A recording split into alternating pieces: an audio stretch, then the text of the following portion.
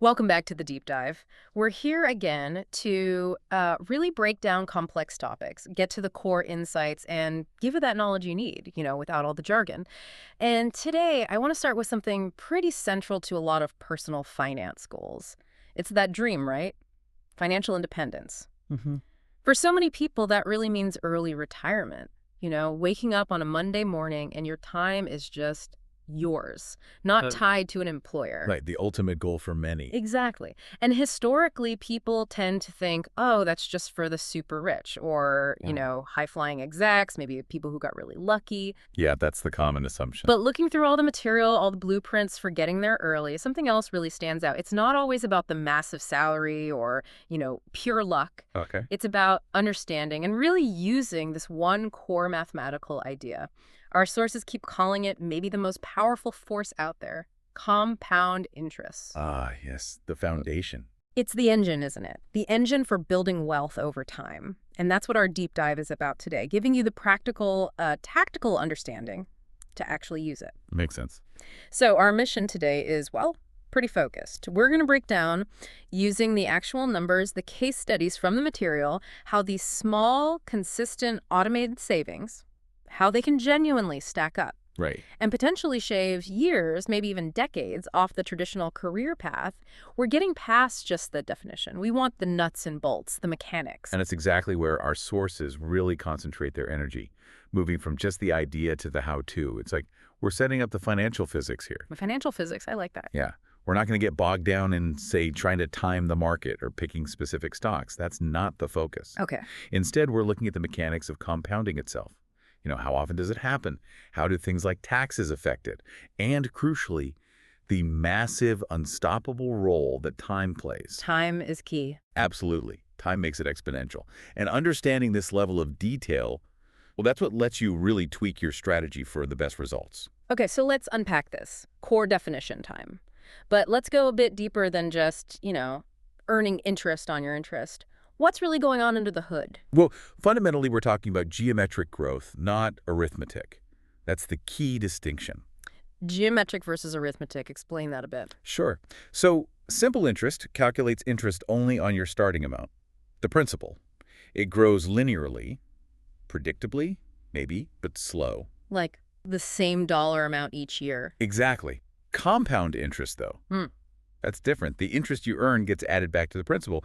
And then the next time interest is calculated, it's on that new, bigger amount. Ah, okay, so the base grows. Right. It's a feedback loop. It feeds itself. Let's maybe use that analogy from the sources, the one about the tree. It paints a good picture. Yeah, the tree analogy is great. So year one, you plant your seed, that's your initial investment, and it grows its first branch, which is the interest earned.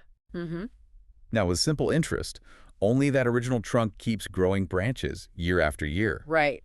Limited potential. But with compound interest, every new branch that grew in year one, it becomes part of the tree in year two. And that branch can now sprout its own new branches. So the growth itself starts growing. Exactly. Your growth is literally growing itself. Well, it's powerful. And this leads to something really important, something people often miss. The frequency of compounding matters a lot. How often it happens. Yeah. How often does that interest actually get added back to the principal? If your investment compounds just once a year, annually, well, you only get that geometric boost once a year. Okay. But if it compounds more often, say quarterly or even daily, which many modern funds do, your money starts earning returns on its past returns much, much faster. So daily is better than annual, even at the same interest rate. Over the long haul, yes. The rate is the big number everyone sees, but the compounding frequency, that subtly speeds up the whole exponential curve, it adds a little extra juice. Right, okay. To really show the difference, let's look at that numerical comparison again, but maybe stretch it out like 50 years. That feels relevant for someone starting young, aiming for early retirement. Good idea. A long horizon really shows the power. Let's say $10,000 starting principal, earning a steady 10% rate. Okay, $10 at 10%. Scenario one, simple interest. You earn $1,000 a year, Right. 10% of $10. Simple enough, $1,000 every year. After 50 years, you've earned $50,000 in interest, plus your original 10K. So your total is $60,000. 60 grand. Okay. Stable, linear, not exactly life-changing over 50 years. Not really. Now, scenario two, Mm. compound interest. Same $10,000. Same 10% rate, compounded annually over those same 50 years. Any guesses? Uh-oh. I know it's bigger, but significantly bigger. Significantly is an understatement. Big That bet. $10,000 becomes, you wait for it, Yeah. $1,173,909. Whoa. Okay, over $1 million from just $10,000 initially. Over 1.1 million, and that's without adding another cent after the first deposit. Hmm. Just letting the growth build on itself for 5 decades. It's staggering. It really is. The rate was the same. The starting principal was the same. The only difference was letting the interest compound. It multiplies the result by almost 20 times compared to simple interest over that long time frame. It really hammers home the point that the first money you invest is maybe the most important. Absolutely.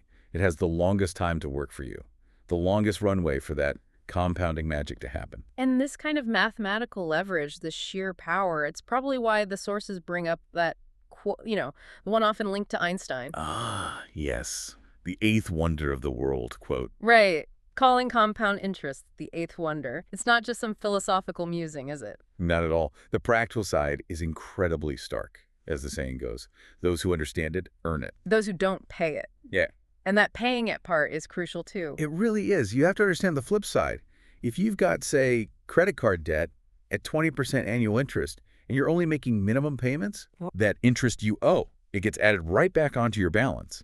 And next month, you're paying interest on that bigger balance. That same geometric growth is now working fiercely against you. So it's eating away at your future just as fast as compounding can build it up in an investment. Precisely. You essentially have to tackle that reverse force, that high interest debt, before you can really let the positive force of compounding take flight. You can't fight a headwind like that easily. It makes total sense. Get the brakes off before you hit the accelerator. Exactly. So if compounding is the engine, we need to talk about the fuel. And that fuel, undeniably, is time. Time. Right. Our analysis in all the source material confirms this. Compounding starts slow, painfully slow sometimes. Yeah, you don't see huge results right away. No, because mathematically, 8% of a small number is still, well, a small number. Yeah. That famous exponential growth curve. It doesn't start steep. It's pretty flat at the beginning. Okay. But the longer you stay in the game, the longer you stay invested, the more that curve starts to bend upwards. It turns vertical eventually. And that's why when you start matters so much. Hugely. The timing of your first investment is exponentially more valuable than how much you invest later on. Starting early is the biggest advantage you can possibly have. This brings us to that really powerful illustration, the Sarah and Alex comparison. This is one of those aha moments, I think, for anyone aiming for early retirement. Absolutely. It crystallizes the concept perfectly. Okay, so let's set it up. We've got Sarah. She's the early bird. Starts investing at age 22. Yum start. Good. And she puts in a pretty modest amount, but she's consistent, $200 every month. And she does this for 38 years, right up until she's 60. Okay, $200 a month from 22 to 60. Then there's Alex. He waits. Doesn't start until age 32, a full decade later than Sarah. 10 years is a long time in compounding terms. It is. And Alex knows he's behind, so he decides to invest double what Sarah did. He puts in $400 a month. Okay, trying to catch up by saving more. Exactly. And he saves that $400 a month for the next 28 years, also stopping at age 60. So Sarah, 200 month for 38 years, Alex. 400 month for 28 years. Both stop at 60. Right. And let's assume they both get a realistic 8% annual return on their investments. That's pretty standard historically. Okay, 8% for both. Now, logic might suggest Alex ends up with more, right? He saved twice as much each month. You'd think so. More money in should mean more money out. But this is where the power of time just blows that assumption away. Let's look at the actual cash they put in first. Okay. Sarah, starting early with $200 a month for 38 years, invested a total of $91,200 of her own money. 91,000, roughly. Alex, starting later but saving $400 a month for 28 years, invested a total of $134,400 of his own money. Wow. Okay, so Alex put in over $43,000 more actual cash than Sarah did. Significantly more. But here's the kicker. When they both turn 60, who has more? It has to be Sarah, based on what we've been saying. It is Sarah, by a lot. Her portfolio, the one built on less total cash invested, is worth approximately $678,000. $678,000. Yeah. Tell him. Alex, despite saving more actual dollars, ends up with only about $543,000. Ouch. So that 10-year delay cost Alex, what's it, $135,000 in the end, even though he saved way more per month. Exactly. He put in $43,000 more cash, but ended up with $135,000 less wealth. That's the price of waiting 10 years. It's just incredible.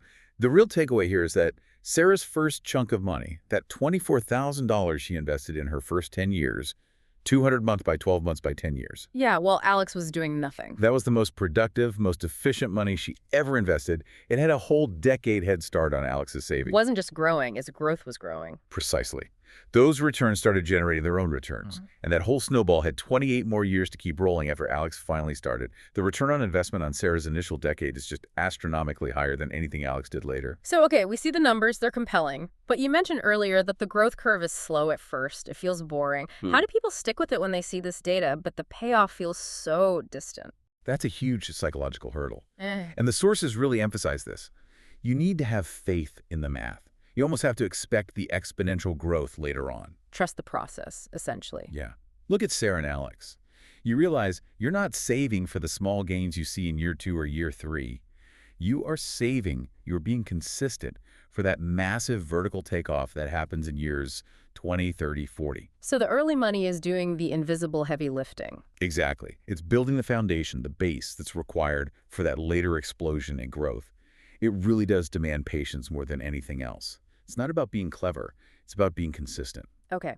To help people visualize this and maybe apply it quickly, the sources mention a useful shortcut, right? The rule of 72. The rule of 72. Yes, it's fantastic. A great little mental tool. How does it work? It's super simple.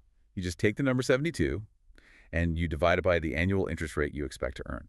The result tells you roughly how many years it'll take for your money to double. Okay, so example time. Let's use that 8% return we used for Sarah and Alex. Right. So 72 divided by 8 equals 9. That means at an 8% annual return, your money should double approximately every 9 years. Every 9 years. Okay.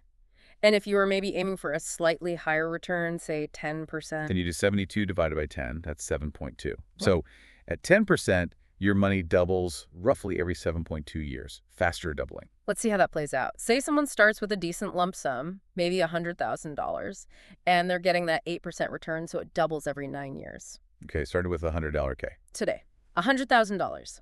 In 9 years, it doubles to $200,000. Right. In another 9 years, so 18 years total, it doubles again to $400,000. Keep going. Another 9 years, that's 27 years in, doubles again to $800,000. See the acceleration. Yeah.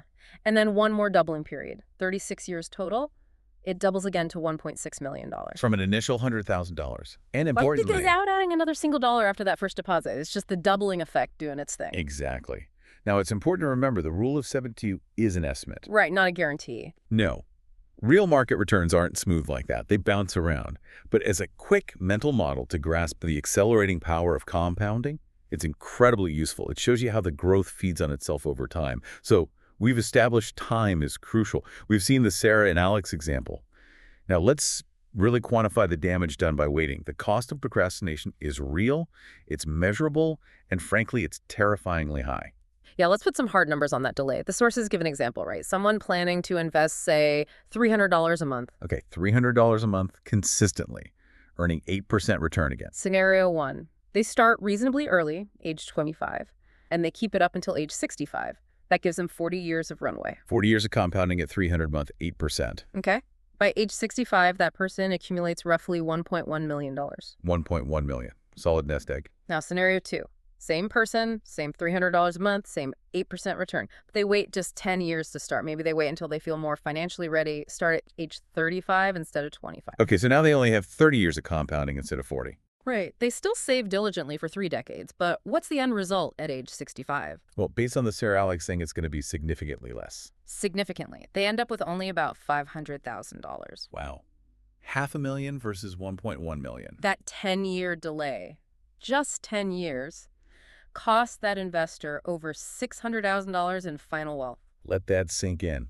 $600,000 lost. Yeah. And it's not because they saved that much less cash, right? $300 a month for 10 years is $36,000. Exactly. They saved $36,000 less actual cash, but their final wealth is $600,000 lower.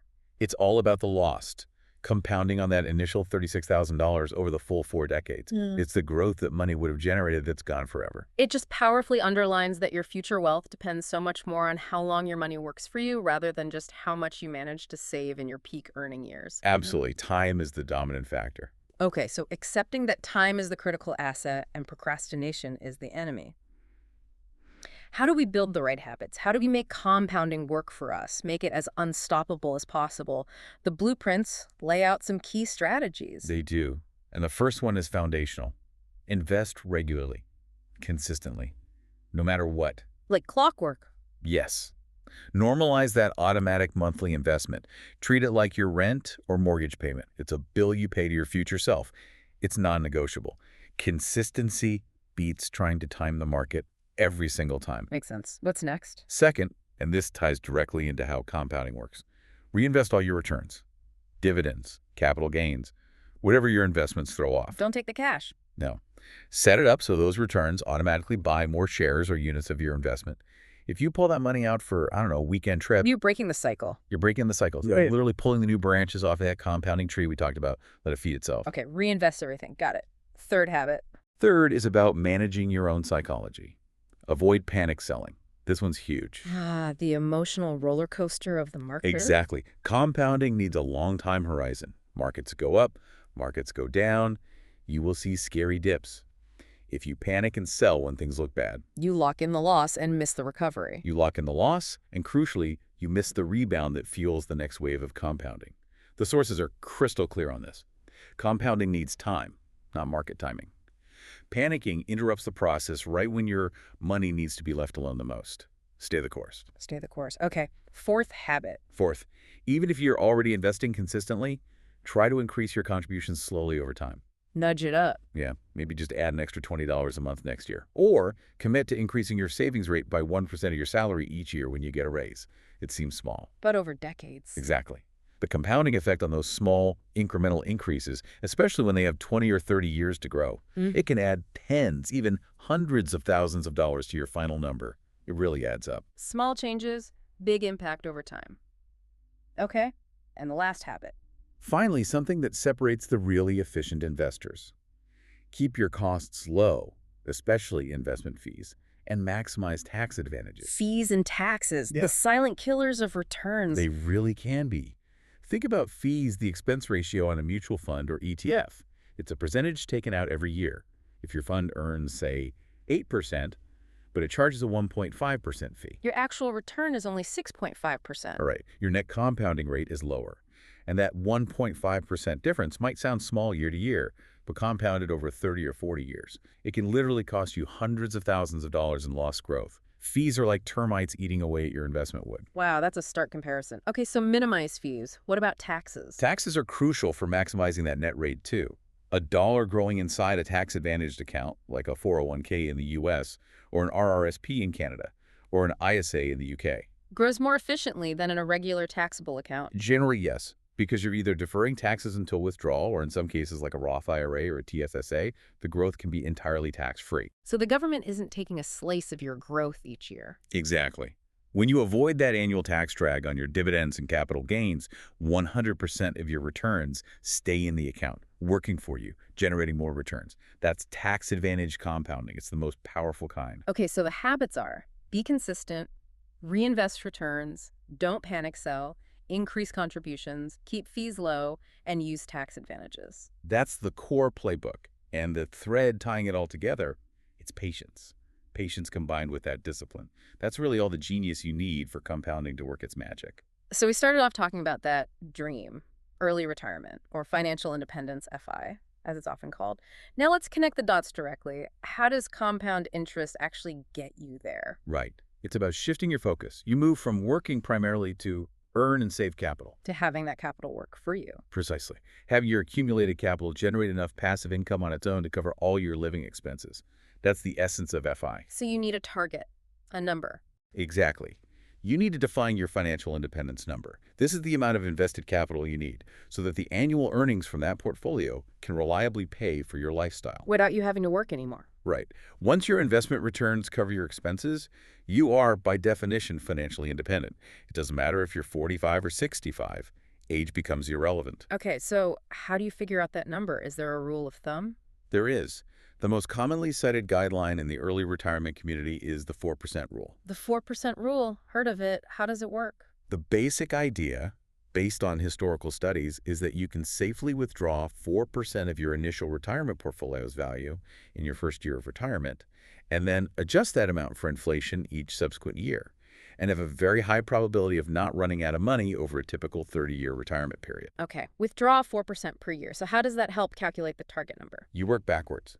To find your FI number, you figure out your desired annual spending in retirement, and you multiply that number by 25. Multiply by 25. Why 25? Because 1 divided by 0.04, which is 4%, equals 25.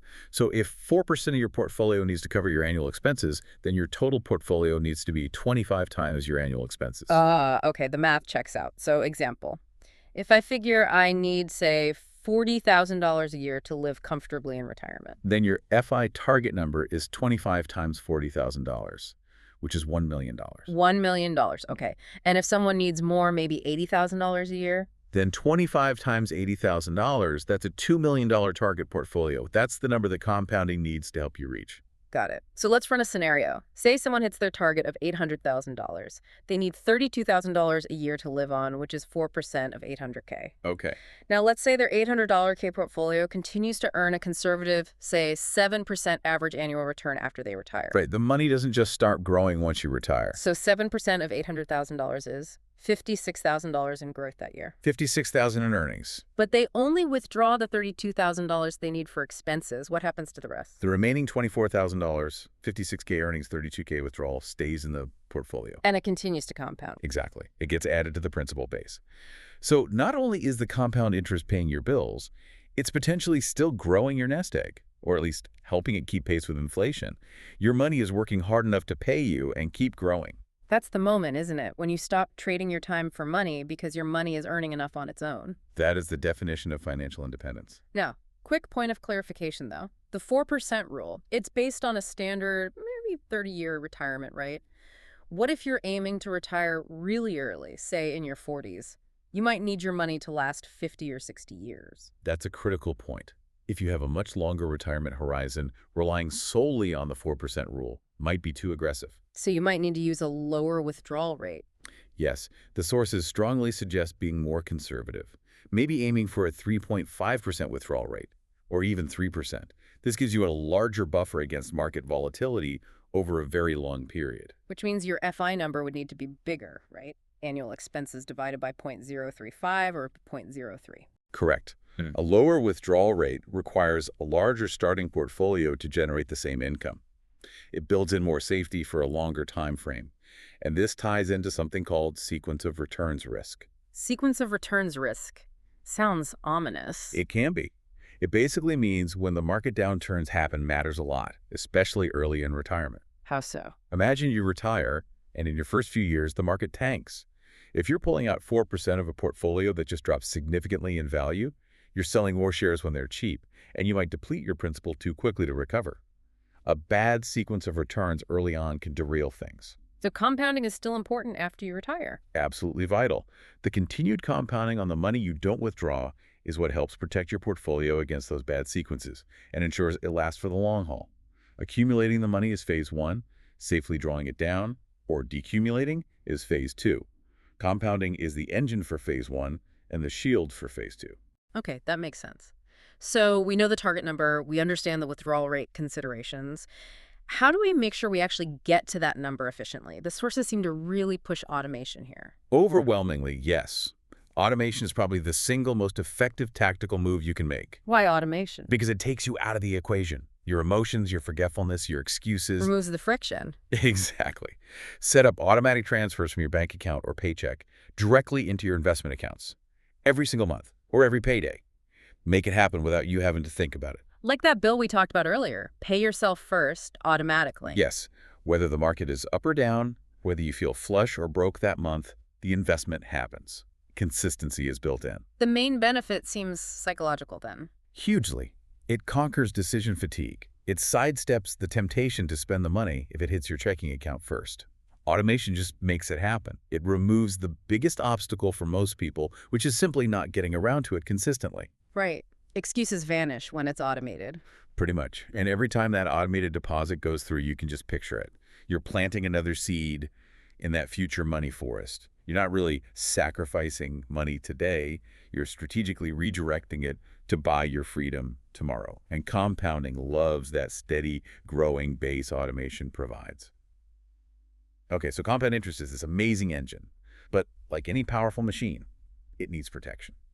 It's not invincible. There are threats that can slow it down, stop it, or even reverse it. Enemies of compounding. Exactly. And the sources highlight three major ones we need to be constantly vigilant about. All right, let's break them down. Enemy number one. High interest debt. We touched on this, but it bears repeating. It's the direct opposite force. Compounding in reverse. Precisely. If you're earning, say, 8% on your investments, but you're paying 18% or 20% on credit card debt, the math is simple. You're losing. Your net position is going backwards. Significantly backwards. The interest you're paying is destroying wealth faster than your investments can build it. This is why the sources often talk about the guaranteed return of paying off debt. Guaranteed return. Yeah. Investing in the market offers potential returns, right? 8%, 10%, but it's not guaranteed. Paying off debt that charges you 18% interest, that's like earning a guaranteed, risk-free 18% return on that money. Because you're saving 18% you would have otherwise paid. Exactly. So logically, job number one before you seriously ramp up investing is to aggressively eliminate that high-interest consumer debt. It's the prerequisite for letting positive compounding really work. Okay, kill high-interest debt. Enemy number two. The second one is a bit more subtle, but just as dangerous over the long run. Inflation. Ah, the silent thief. That's a good way to put it. Inflation is the slow, steady decrease in the purchasing power of your money. Everything gets more expensive over time. So even if my investment account balance is going up. If it's not going up faster than inflation, you're not actually getting wealthier in real terms. Explain that. Real versus nominal return. Right. The nominal return is the headline number, like that 7% or 8% growth. But the real return is what matters for your actual purchasing power. You calculate it simply. Nominal return minus the rate of inflation. Okay. So if my investments grow by 7%, but inflation is running at 4%? Your real return is only 3%. Your wealth, your ability to buy things, only grew by 3%, even though your statement showed 7%. And if my returns were lower than inflation, say 2% return with 4% inflation? Then your real return is negative 2%. Your purchasing power is actually shrinking. Even if the dollar amount in your account went up slightly, you're losing ground. So the goal isn't just growth, it's growth above inflation. Absolutely. Yeah. Your investments need to consistently outpace inflation over the long term. This is why simply holding cash or investments with very low returns is often a losing strategy over decades. You need growth-oriented assets that have historically beaten inflation. Got it. Keep returns above inflation. And the third enemy? The third enemy is impulse, or maybe better put, lack of discipline. Specifically, taking money out too early. Interrupting the compounding process. Yes, pulling capital out during the accumulation phase, especially when that growth curve is starting to get steep. It's like cutting down the tree just as it's starting to bear the most fruit. You eliminate the very base that the future exponential growth depends on. And this is often driven by emotion, right? Market dips, maybe needing cash for something unexpected? Often, yes. Panic during downturns, or maybe just wanting the money for something else. But every time you pull money out unnecessarily, you reset the clock on that specific capital's compounding journey. You kill its potential. So the solutions to these three enemies seem clear. They are. Eliminate the bad debt. Invest in a way that aims to beat inflation over the long term. And crucially, stay invested. Let time do its work.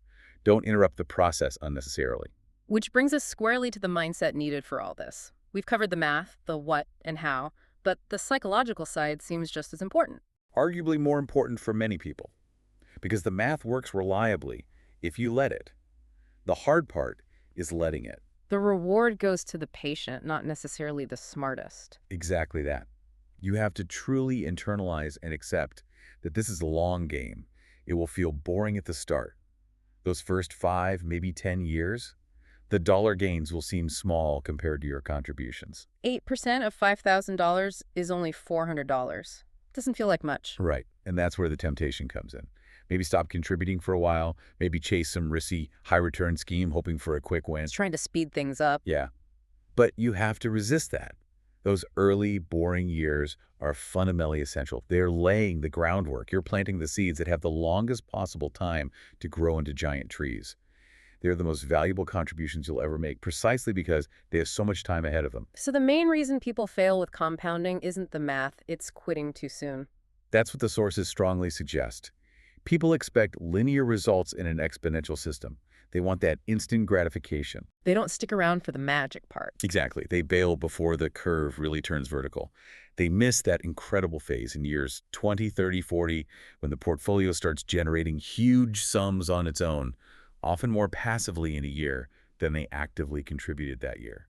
It's like leaving a marathon a few miles before the finish line, not realizing the crowds and celebration are just ahead. That's a great analogy. The secret, the absolute key, is maintaining that boring consistency during the slow early period. You need faith in the math, faith in the process, and the discipline not to mess with it. #outro. So if we were to boil it all down, compound interest isn't really magic like pulling a rabbit out of a hat. It's just math. Reliable, predictable math. But it feels like magic sometimes. It absolutely does, especially when you factor in the incredible power of time, decades of time. It truly is the single most potent mathematical tool available for an individual looking to build wealth and achieve financial freedom. So for everyone listening, what are the key takeaways? What should you really focus on? I'd say it comes down to a few core principles. 1. Start as early as you possibly can. Even small amounts started early are vastly more powerful than large amounts started late. The earlier you begin, the less actual cash you'll likely need to contribute overall. Time is your greatest ally. Got it. 2. 2. Be relentlessly consistent. Automate it. Treat it like a bill. Stay invested through thick and thin. The longer your money stays invested in compounding, the faster the growth eventually becomes. Don't interrupt it. Consistency fuels the engine. Okay. And 3. 3. Maximize your efficiency. Keep your investment fees rock bottom. Use tax-advantaged accounts whenever possible. Ensure your real return, after inflation and costs, is doing the heavy lifting. Clean, efficient compounding. Makes sense. Early start, consistency, efficiency. And remember, every single dollar you manage to save and invest today, especially automatically, think of it as buying a little piece of your future freedom. You're making an intentional purchase of time and autonomy down the road. That's a powerful way to frame it. And maybe a final thought to leave people with. Something to chew on. Yeah, I think the most provocative idea is this. Forget the traditional notion that retirement is tied to a specific age, like 65. It's not about age. Not fundamentally. Retirement is a number. It's the portfolio size dictated by your expenses and your chosen safe withdrawal rate, like that 4% rule, or maybe 3.5%. Once your passive income covers your expenses, you've reached the number. Exactly. And the beauty of understanding and applying compound interest is that it gives you the potential to reach that number much, much sooner than conventional wisdom tells you is possible. Decades sooner for some. Retirement isn't an age, it's a number. And compounding gets you there faster. Love it. Well, that wraps up our deep dive for today. Hopefully that gives you a much clearer picture of how to harness this incredible force. Don't forget to subscribe, and thanks for watching.